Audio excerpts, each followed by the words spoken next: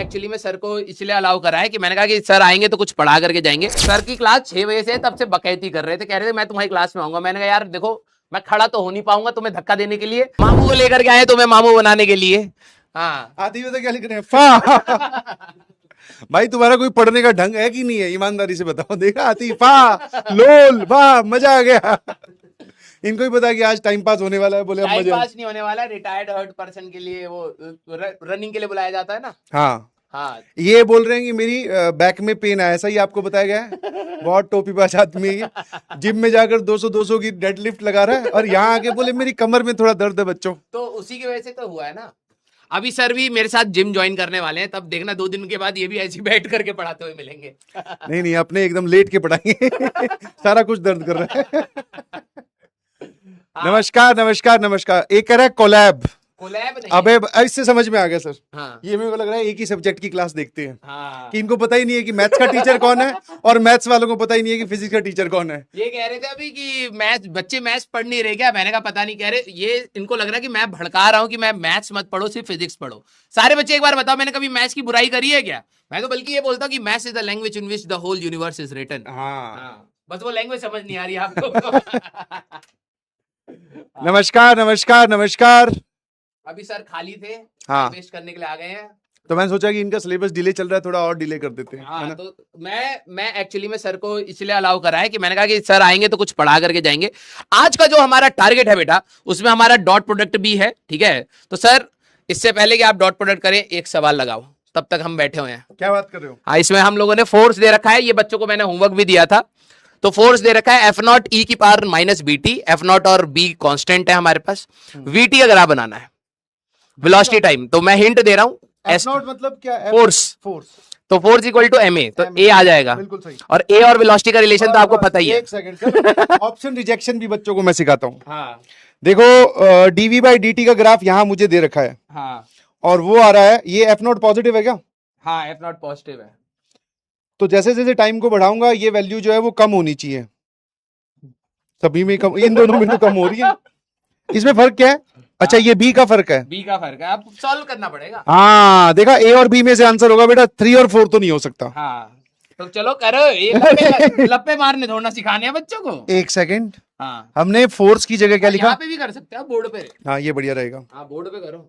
हाँ ये कहाँ से आ गया? ओहो हाँ बड़ा वैसे ही सर। टेक्निकल काम है। चलिए सर इसकी जगह क्या लिख सकते हैं? फोर्स की जगह एम ए। हाँ हाँ एम ए लिख लो। सारे माँ। बच्चे, हाँ बच्चों के जवाब भी आ गए देखो सर। हाँ अरे यार कल भी तो तुम्हें सिखाया था बीच में, मैंने, याद है क्या? वो फिजिक्स कुछ नहीं है, बस एक ये पता है, इसको नाम वाम दे देते हैं, बोले ये वीटी है, ये टीटी है, बताओ यहाँ पे कौन सी टी है, बस। सवाल लगाओ। हाँ एक्सेलेरेशन क्या हो जाएगा? DV by D T. हाँ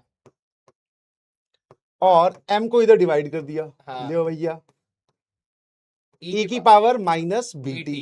हाँ। अब देखो वेरिएबल सेपरेबल फॉर्म, dt को इधर लेके जाओ। सॉरी मैंने एक वर्ड बोला, उसको मैं इग्नोर कर देना बेटा। नहीं मैंने बता रखा है, वेरिएबल सेपरेबल बता रखा है। हाँ सेपरेट करना पड़ेगा। अब इन दोनों को इंटीग्रेट कर दो। तो टाइम बस। की लिमिट बताएंगे 0 से लेकर के किसी टी तक। चलिए सर। अच्छा 0 से लेकर t तक इसकी लिमिट है, शाबाश। और v रेस्ट पर था पहले। हाँ तो 0 से लेकर v। हाँ चलो अब इसका इंटीग्रेशन आएगा v। हाँ है ना, इसका इंटीग्रेशन v।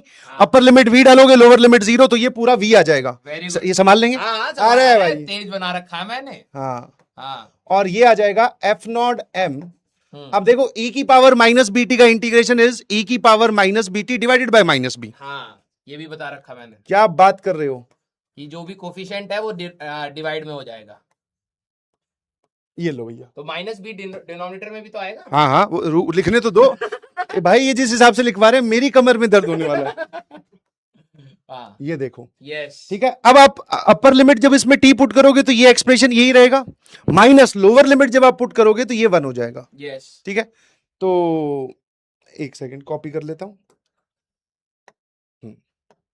काम करो तरी। आराम आराम से, तभी आपका डिले बन रहा है इतना खड़ा। अरे फिर वो बच्चे गए, उनको मैथ्स तो समझ आ नहीं रही, क्या पता आज फिजिक्स में मेरा स्कोप बन जाए। This is a demo lecture. तो v बराबर minus F naught upon B M, और ये आ जाएगा e की power minus B T minus 1। अब बताओ क्या चाहिए? हाँ तो बस इसका ग्राफ बनाना है। ग्राफ तो बस F naught by M B आ रहा है। अरे टी को इन्फिनिटी लेकर जाओगे ये जीरो हो जाएगा, negative negative positive, F naught upon B M, ये वाला आंसर सही है। Option 2 is the correct answer. सारे बच्चे जरा बताया जाए, मैं मामू है कर भाई साहब, इसलिए कह रहे बस मैथ्स और फिजिक्स में कुछ ज्यादा अंतर है नहीं, है ना सर? बिल्कुल आसान है। यस, समझ भी आ गया बच्चों को। देखो यार, मीनाक्षी क्या लिख रहे हैं?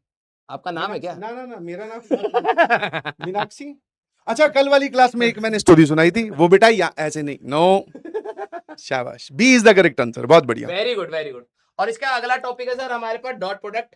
थोड़ा सा आप इसको बताओ कि क्या होता है डॉट प्रोडक्ट। सही है, आरजे बुआ बहुत अच्छी बढ़ा रही हैं। ये 6 बजे से क्लास है, मैंने कहा कि थोड़ा सा रिटायर्ड हर्ट का बिल्कुल बिल्कुल बिल्कुल बिल्कुल करेक्ट था ना? हाँ शाबाश। वेरी गुड है, वेरी गुड। अब सर देखो, डॉट प्रोडक्ट वेक्टर्स का ही बताना है। हाँ हाँ हाँ, वेक्टर्स का ही होता है, मास्टर को भी चेक करता रहना चाहिए। देखो, दो वेक्टर्स हैं, अगर v1 वेक्टर v2 वेक्टर, ए और बी ले लो, ए वेक्टर और बी वेक्टर, हाँ। ठीक है। तो अब आगे आप कंपोनेंट कैसे लेते हो? A1 A2 A3 हाँ बस ठीक है, A1 I cap, B1 A2 sorry A2 J cap और A3 के कैप, ये एक वेक्टर है। और बड़ा खतरनाक वेक्टर है। दूसरा वेक्टर है B vector, B1 I cap plus B2 J cap plus B3 K cap. अब देखो, पहले मतलब फिजिक्स में you also need to understand कि इसका फिजिकल इंटरप्रिटेशन क्या है, मैथ्स में उसकी जरूरत नहीं पड़ती। बट ऑलवेज रिमेंबर, जब भी आपको फिजिक्स के पॉइंट ऑफ व्यू से मैथ्स पढ़ाई जाए तो दो पार्ट में बांट के पढ़ा करो, जैसे मैं करता था कि पहली चीज तो करना क्या है, फिर बाद में समझेंगे कि उसका मतलब क्या है, ठीक है।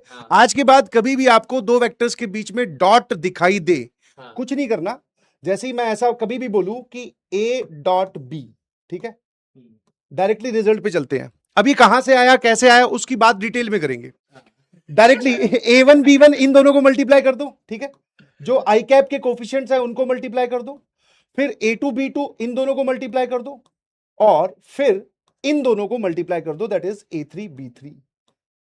ये क्यों कर रहे हैं सर? नहीं, क्यों कैसे कब कहां वो बाद में, नहीं बता दूंगा, मैं बता दूंगा। बट जनरली बच्चे पता है क्या है, जब दोनों चीजें इनको एक साथ बताई जाती है ना कि क्यों और कैसे, तो ये कंफ्यूज हो जाते हैं। अभी सिर्फ इतना समझो कि दो वेक्टर्स ऐसे दे रखे होंगे, ए डॉट बी, कोई भी पूछे कभी भी, this formula is always applicable.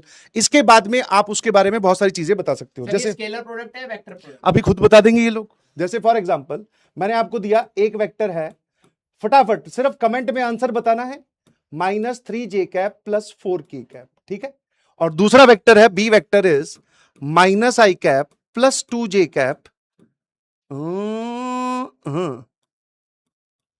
सारे बच्चे डॉट प्रोडक्ट निकाल, फटाफट ए डॉट बी बताओ, चलो फटाफट। हाँ, ए डॉट बी बताओ, शाबाश। नहीं, तुम बाकी सब चीजें बाद में। क्या बताया, जो लोग बोल रहे हैं रिपीट, तो सिंपल सी चीज है भाई, देख दो वेक्टर दे रखे होंगे, आई कैप के कोफिशिएंट्स को आपस में मल्टीप्लाई कर, जे कैप के कोफिशिएंट्स को आपस में मल्टीप्लाई कर, के कैप के कोफिशिएंट्स को आपस में मल्टीप्लाई कर और जोड़ दे, ये ए डॉट बी होता है। बस इतना ध्यान रखना है। अब यहां पर एक सिंपल सा एग्जांपल है, फटाफट बताओ ये कितना आ रहा है, देख रहे हो?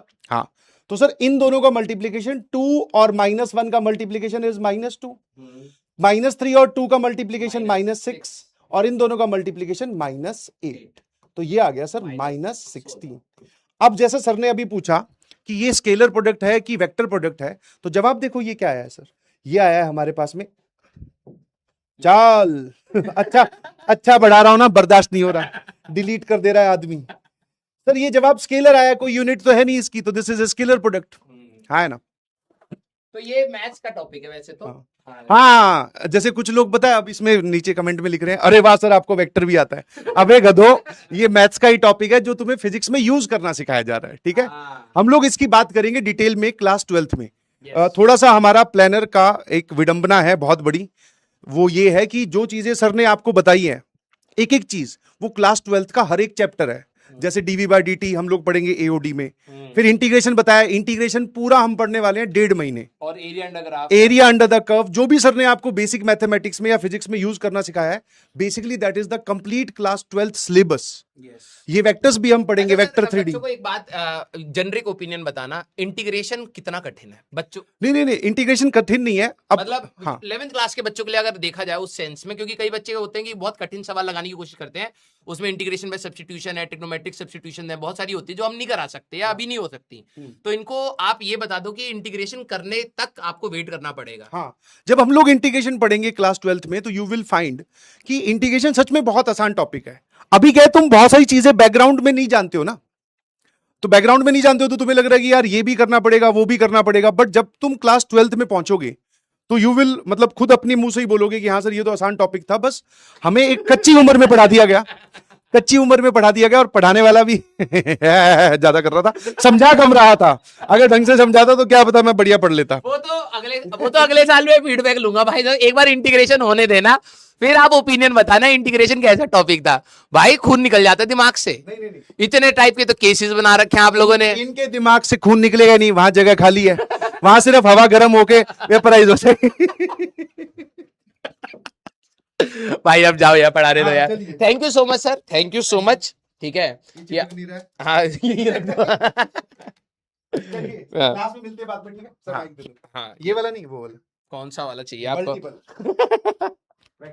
एक्सपी मनी क्या, ये क्या मतलब आप लोगों ने रायता फैलाया है यार? दूसरे एक्सपी मनी का क्या फैलाया आप लोगों ने? ये पंकज सर ने फैलाया है कि एक्सपी मनी में अभी डिस्कशन चल रहा है, ठीक है, और जैसे ही उसमें कुछ कंक्रीट निकल के आएगा एक्सपी मनी के बारे में, पैसों के बारे में, तो आपको वो बता दिया जाएगा। कितनी बार आपको ये बोला है? रियल मनी है क्या? हाँ रियल मनी है। देखो तुरंत आदमी अपने मोबाइल में खोल के देख रहा है मेरी कितनी होगी। 7 पॉइंट है एक्सपी मनी के नाम पे। पैसे का बहुत प्यारा आदमी है भाई, बुआ वास्ते में ऐसी होती है, बच्चों के लिए पैसे इकट्ठा करती है, फिर बच्चों को बिल्कुल नहीं मैं देती। कुछ नहीं दूंगा इनको। हाँ ये इनका रिजल्ट आ जाए, कुछ भी आ जाए भाई सब, मैं कुछ नहीं दूंगा। क्या आप बात लोग कर- दे ही रहे हो तो मैं क्यों दूं? नहीं, मैं तो इस बार आशीर्वाद ही दे रहा हूँ। अनलिमिटेड आशीर्वाद हमारे पास कॉम्बो पैक है। मैं भी वही दूंगा क्योंकि इनको मिलता नहीं है इतना आशीर्वाद ना। बर्थडे गिफ्ट बोल रहे हैं सर, आपने दिया नहीं, आप कह रहे थे कि जब मिलेंगे तब मैं दे दूंगा। ईमानदारी विद्या कसम खा करके बोलो कि मैंने आपसे नहीं पूछा था। नहीं पूछा था, आप ही तो कह रहे हो। विद्या कसम खा के बोलो। नहीं पूछा था, बट बाद में खुद ने एक मैसेज भेजा और फिर वो डिलीट फॉर एवरीवन कर दिया कि सर क्या ही करोगे गिफ्ट का। मैं कहा यार एक में मांगा दूसरे में खुद ने नकार दिया तो क्या कर... ईमानदारी से बताओ, मैं आपके लिए जब भी ट्रैवल करता हूँ मैं आपके लिए गिफ्ट लाता हूं या नहीं लाता? हमेशा गिफ्ट लेकर आते हैं, हमेशा हमेशा। और मैं उस गिफ्ट का तो इतना ज्यादा आदी हो चुका हूँ कि जब भी ये जा रहे होते हैं ना तब भी मैं बोल देता हूँ सर भूलना मत। चलिए ओके सर, ओके। भाई तुम्हारी तरफ से गिफ्ट आ जाएगा, टेंशन मत लो। हाँ वो मिल जाएगी, रोलेक्स मिल जाएगी तुम्हें, ठीक है। आइए भाई, तो आज हम लोग स्टार्ट करते हैं, ठीक है। हाँ सर की क्लास 6 बजे से, तब से बकैती कर रहे थे, कह रहे थे मैं तुम्हारी क्लास में आऊंगा। मैंने कहा यार देखो मैं खड़ा तो हो नहीं पाऊंगा तुम्हें धक्का देने के लिए, तो कह रहे तभी तो मैं आना चाहता हूँ।